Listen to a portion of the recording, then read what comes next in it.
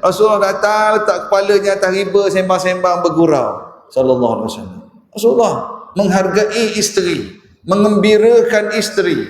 Bahkan Khadijah dah wafat. Kata Aisyah, aku tidak pernah bermadu dengan Khadijah, tapi dengan Khadijah lah orang yang paling aku jealous. Kata Aisyah, Aisyah tak pernah hidup madu, sebab Khadijah wafat dulu, Rasulullah kahwin dengan Saudah, lepas tu baru Aisyah. Jadi Aisyah tak pernah bermadu dengan Khadijah. Kata Aisyah, orang paling aku cemburu adalah Khadijah. Sebab apa? Sebab kata Aisyah, Rasulullah selalu menyebut-nyebut nama Khadijah, sehingga pernah satu riwayat Aisyah komplain, abang mak ni sebut lagi nama arwah Kak Jah. Jah dah ada kan, sebut lagi nama. Kata Rasulullah, wahai Aisyah, Khadijah, tengok ni, ketika semua orang tidak percaya kepadaku, menolakku, Khadijah percaya padaku, beriman, trust. Ketika semua orang menggangguku, Khadijah korbankan hartanya, bantuku, sacrifice. Dan daripada Khadijah lah aku mendapat zuriat. Kata Rasul, ini baru true love. Bukan Rasul. Aisyah pun sayang sallallahu alaihi wasallam. Kak try lah tanya balik nanti, abang, kalau saya mati dulu, abang sebut tak nama saya? Try tanya. Dia jawab apa? Abang sebut, matilah cepat-cepat. Dah, dia kata abang sebut. Isteri tak perlu pesan, suruh sebut. Bang, saya mati sebut nama macam Rasulullah. Tak payah pesan. Contohi Khadijah dalam rumah tangga, bagaimana didikan Rasulullah sallallahu alaihi wasallam. Dalam perang, ketika perang, ketika damai dengan orang baru masuk Islam, dengan kanak-kanak, Rasulullah pernah seorang sahabat Mahmud Ibn Rabi', dia dewasa dah, dia cerita pengalaman dia masa kecil, masa umur 7 tahun. Dia kata, dulu masa aku kecil dulu, aku masih sambil cerita sambil senyum.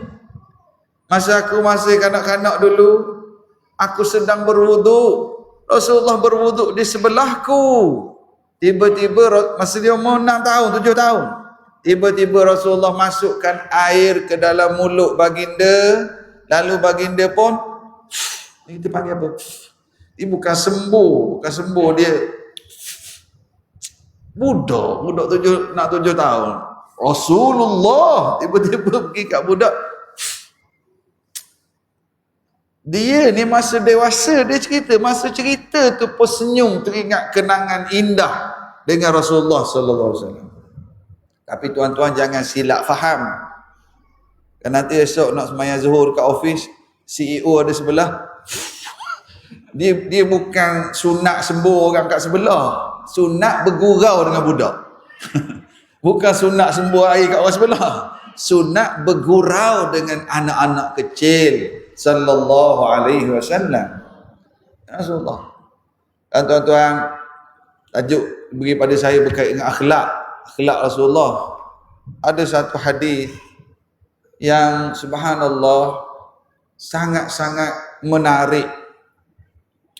Rasulullah sallallahu alaihi wasallam bersabda, ana za'imun bi baitin fi rabadil jannah liman tarakal mira walau kana muhiqqan. Maksud dia, ana za'im ay ana dhamin, aku jamin sebuah rumah bi baitin fi rabadil jannah ay atrafiha atau hawaliha, aku jamin sebuah rumah di perkarangan syurga kepada seseorang yang meninggalkan al-mira'a, walaupun dia benar. Apa maksud al-mira? Al-mira maknanya berdebat, berhujah, berlawan hujah.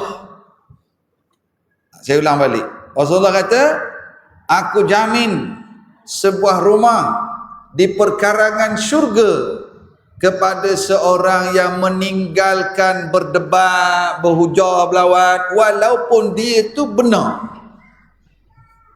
Allahu Akbar. Ada tak kita jumpa dalam grup WhatsApp, taman, adik-beradik, kawan universiti yang juga suka berhujah, bergaduh dengan orang? Ada tak? Bergaduh, left group.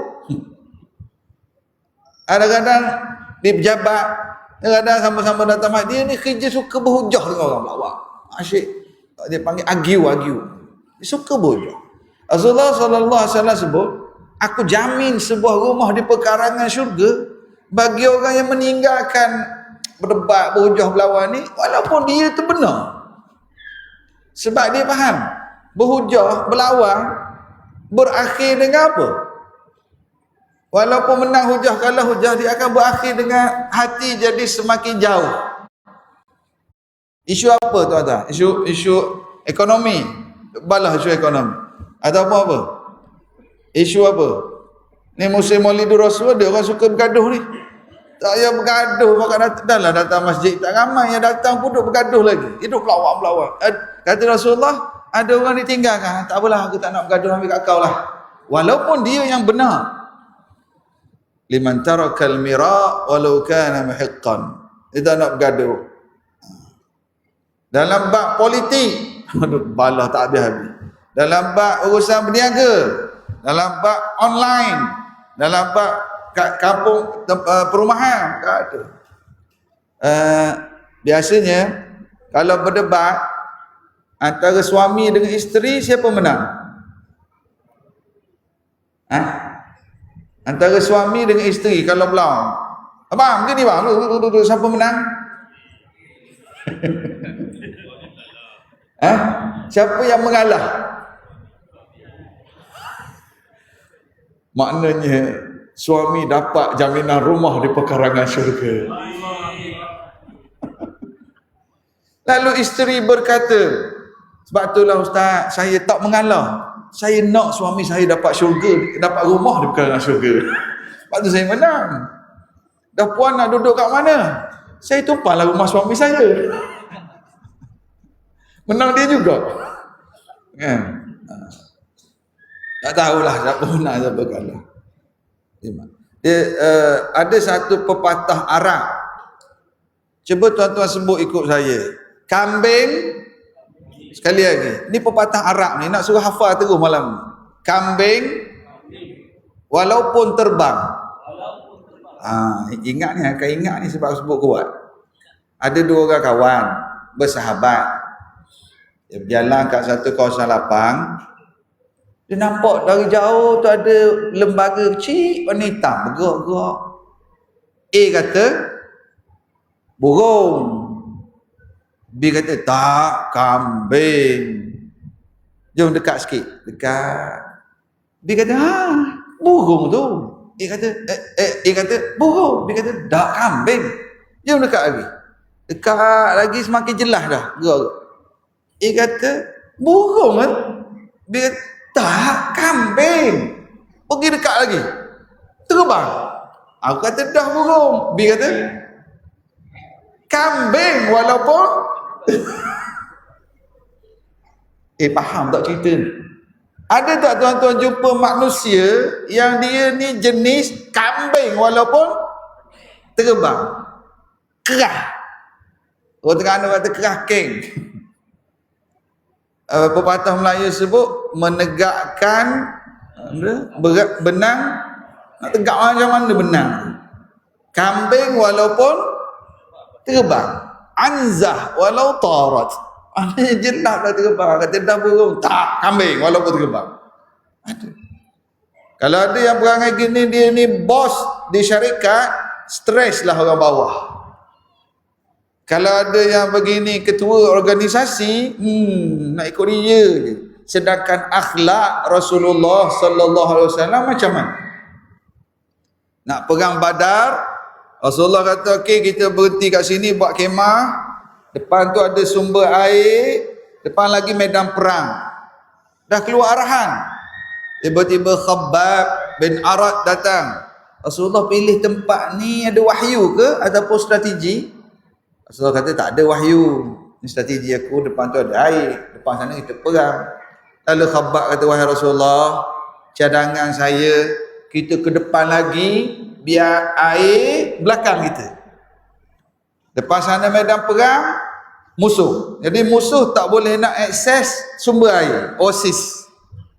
Perang di padang pasir perlu air. Jadi Khabbab kata kita ke depan, kita je guna air belakang kita, musuh tak dapat air. Rasulullah kata betul lah pandangan kamu ni Khabbab. Okey, kita bergerak ke depan sikit. Sallallahu alaihi wasallam.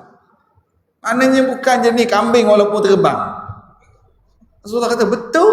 Wah. Jadi balik pada yang pertama tadi, tuan kadang-kadang ada orang yang jenis suka berdebat. Jadi kita pun hari ni kita belajar malam ni, Nabi jamin sebuah rumah di pekarangan syurga kepada orang yang meninggalkan berdebat, bergaduh, berlawan hujah. Ambil kat kau lah, ambil lah, malah aku nak layan. Bagi orang macam ni, rumah di perkarangan syurga. Satu level. Satu lagi. Wa bi baitin fi wasatil jannah liman tarakal kadhib walau kana mazihan. Yang kedua Nabi kata, aku jamin sebuah rumah in the middle, center, di tengah-tengah syurga kepada orang yang meninggalkan berbohong walaupun ketika sedang bergurau. Ini akhlak. Kita kadang-kadang nak buat lawak, nipu. Lagi teruk, prank. Prank bukan sunnah Nabi, prank sunnah orang putih. Tipu, bahaya, menakutkan. Rasulullah kata, aku jamin, tadi rumah di pekarangan syurga. Ni rumah di tengah-tengah syurga.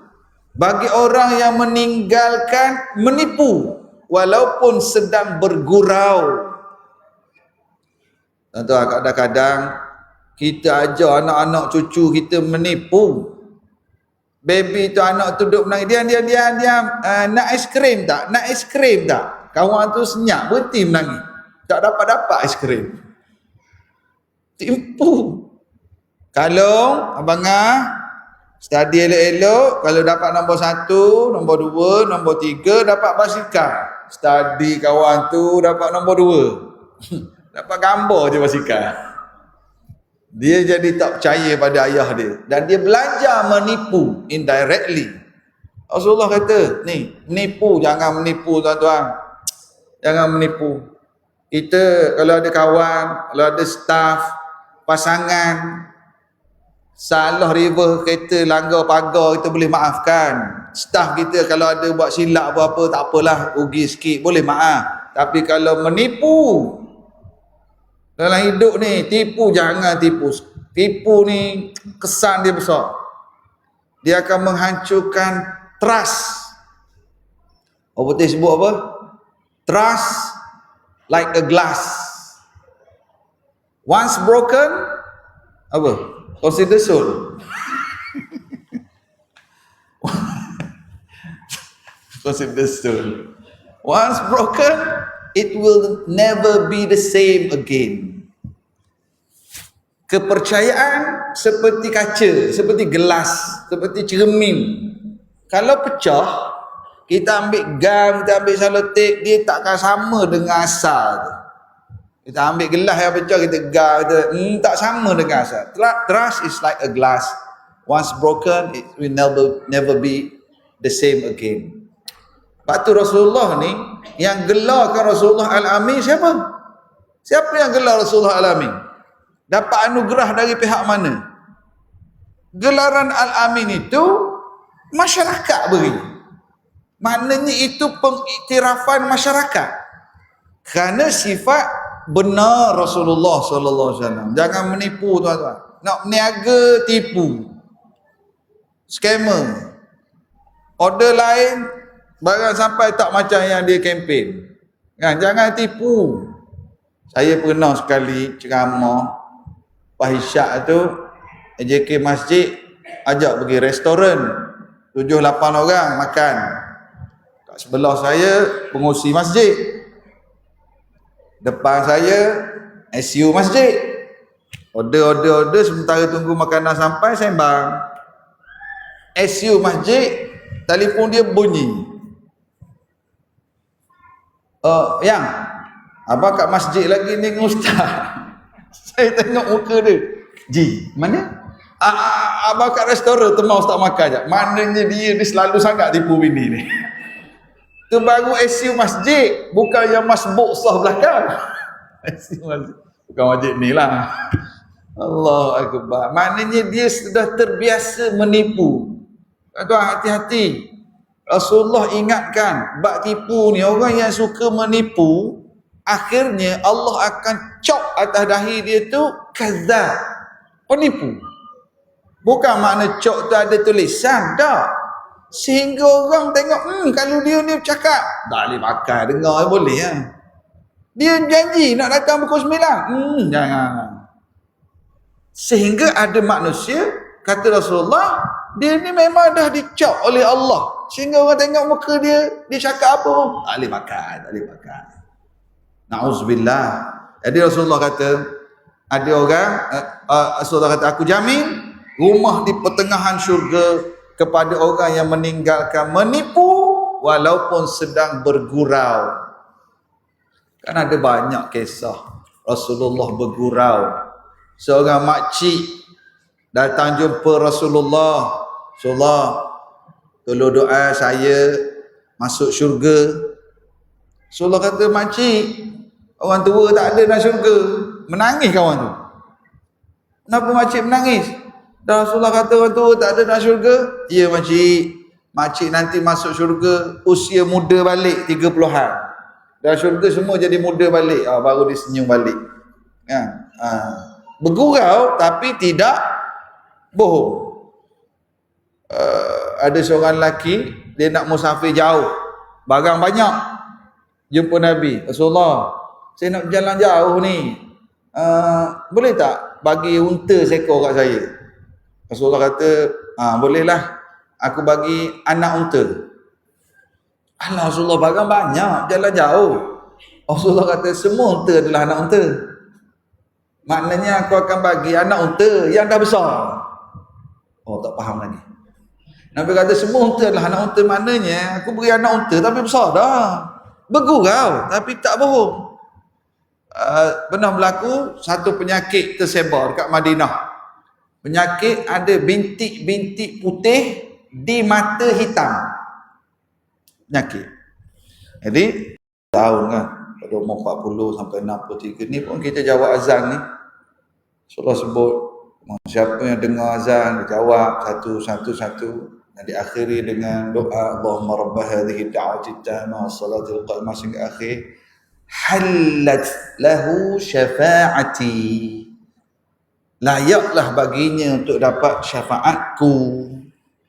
Sallallahu alaihi wasallam. Tadi saya tengah sebut yang terakhir lah, contoh Rasulullah bergurau tapi tak bohong. Tadi saya sebut tentang sakit mata kan. Pernah di Madinah ada penyakit tersebar, bintik-bintik putih di mata. Jadi satu hari ada seorang perempuan datang jumpa Rasulullah. Rasulullah, saya ni isteri kepada si fulan bin si fulan. Introduce nama suami dia. Rasulullah kata, suami awak yang ada putih kat mata tu ke? Tak Rasulullah, tak. Suami saya tak kena penyakit tu. Rasulullah kata, semua orang ada putih kat mata. Mana Rasulullah bergurau. Orang faham lain, tapi Rasulullah bergurau tak bohong. Tuan-tuan, alhamdulillah saya orang Malaysia, Allah bagi rezeki, saya pernah berpeluang mengimamkan solat di Masjidil Haram, Mekah. Alhamdulillah. Tak ingat tahun bila. Masa tu saya pergi umrah bawa isteri. Kebetulan hari itu pihak travel dia ada buat lawatan sikit. Jadi balik sampai ke hotel tu lewat pukul 9.30 malam. Saya dan isteri turun ke Masjidil Haram. Jadi kami sembahyang Isyak 2 orang. Saya jadi imam, isteri jadi makmum. Itu je lah nak cerita. Itulah saya jadi imam di Masjidil Haram. Tuan-tuan jangan marah. Saya bohong tak? Bohong tak? Balik rumah cerita kat mak mertua, baru ni jadi imam. Mantu aku nanti tak habis cerita. Tak habis lagi cerita. Kadang-kadang tuan-tuan, itulah saya fikir, Rasulullah bergurau, Rasulullah pesan, tidak aku jamin rumah di tengah-tengah syurga bagi orang yang tidak berbohong walaupun ketika dia sedang bergurau. Dan yang terakhir, Rasulullah kata, aku menjamin sebuah rumah di puncak syurga. Tadi pekarangan tengah, di puncak syurga. Tuan-tuan, kalau kat sini orang rumah kat landed dengan rumah atas bukit, mana lagi mahal, rumah atas bukit ke yang landed bawah ni? Landed mahal lagi. Bukan kondo yang atas bukit tu, puncak-puncak bukit tu, kat tu lagi mahal kan. Rasulullah kata, aku jamin sebuah rumah di puncak syurga. Liman. Pada siapa? Di sebuah rumah di pekarangan syurga bagi yang tak suka berdebat. Aku jamin sebuah rumah di tengah-tengah syurga bagi yang meninggalkan berbohong walaupun gurau. Dan aku jamin sebuah rumah di puncak syurga kepada orang yang baik akhlaknya. Akhlak. Dan inilah kemuncak. Rasulullah kata, innama bu'istu liutammima makarimal akhlak. Aku diutuskan untuk menyempurnakan akhlak yang mulia. Akhlak. Pernah sekali Ummu Salamah, isteri Rasulullah. Ummu Salamah ni, dia ada suami dia, Abu Salamah. Hijrah ke Madinah, perang Badar, perang Uhud, Abu Salamah meninggal. Rasulullah pun kahwin dengan Ummu Salamah. Jadi isteri Rasulullah. Satu hari Ummu Salamah tanya soalan. Ummu Salamah kata, wahai Rasulullah, sekiranya seorang perempuan meninggal dunia dan perempuan itu ada 2 suami, maknanya meninggal seorang atau kahwin yang kedua, perempuan itu masuk syurga, suaminya dua-dua masuk syurga, perempuan itu akan duduk dengan suami yang mana? Ini soalan Ummu Salamah. Dia tak kata dia lah, tapi dia lah tu dulu dengan Abu Salamah. Abu Salamah pun muhajirin, pergi berjihad Badar, Uhud, lepas tu meninggal, lepas tu kahwin Rasulullah. Lalu Rasulullah jawab padanya, dia akan bersama suaminya. Tuan-tuan, tapi lewat dah masa ni, habis masa dah kan. Kita sambung tahun depan lah. Tahun depan dah tak? Mulai dulu Rasul tahun depan lah kita sambung boleh? Allah. Tuan-tuan tengok dalam syurga dah. Ukur dengan apa? Nak upgrade. So Allah kata, dia akan bersama suaminya yang lebih apa? Lebih banyak main sunat? Tak. Lebih banyak sedekah? Tak. Lebih banyak baca Quran? Tak. Dia akan bersama suaminya yang lebih baik akhlak terhadap dirinya. Sekali lagi tuan-tuan, akhlak menjadi ukuran. Sama-sama dalam syurga dah akhlak lagi. Bahkan Rasulullah sebut, orang mukmin yang paling sempurna akhlak, orang mukmin yang paling sempurna imannya ialah yang paling baik akhlak. Result kita duduk zikir dengan kuliah main sunat, resultnya adalah akhlak. Anak kita SPM universiti, dia pakai pointer, convocation best student 4.2 ada. Dia cerdik sangat, markas 100 lebih best student. Yang kita datang masjid surau ni, result dia kat mana? Resultnya akhlak. Rasulullah kata orang mukmin yang paling sempurna iman, yang paling baik akhlak. Akhlak ni dengan kawan pejabat, dengan anak-anak, dengan jiran, dengan orang masjid, dengan ayah mak kan. Dalam banyak-banyak ni, yang paling baik akhlak, yang paling kuat iman, Di kalangan yang ni pula, yang paling baik akhlaknya terhadap isteri. Rasulullah mengangkat darjat orang perempuan. Sebab apa yang paling baik akhlak terhadap isteri? Itulah perkara orang tak tahu tentang kita. Nampak datang masjid sah depan, berzikir, berdoa, baca Quran. Bila dengar isteri, cepat sikit jalan. Nampak? Marah ke bini. Masa lambat sikit, dia herdik isteri. Lambatnya jalan. Yelah, lambat jalan. Dulu saiz S. Ni berapa kali beranak dah. Banyak wayar mana dah putus. Hargai isteri. Rasulullah je. Dan akulah orang paling baik terhadap isteriku. Orang tak tahu kita nampak kat masjid, nampak baik je kan? Haji. Haji ni sporting lah. Suka buat lawak. Suka tolong orang. Baiknya Haji. Bini dia kat sebelah. Yelah. Orang tak tahu kita. Sebab tu iman kita nak tiru Nabi Muhammad sallallahu alaihi wasallam. Tuan, sebagai penutup malam ni, biar kita nak ada orang panggil apa, call to action juga. Itu saya nak kongsi satu zikir, satu amalan. Tadi teori sejarah ni kita nak cuba amal satu amalan. Moga-moga tuan-tuan amal, saya pun tumpang pahala. Masa saya belajar di Yaman dulu, di Sana'a, ada satu ceramah, seorang syekh ceramah.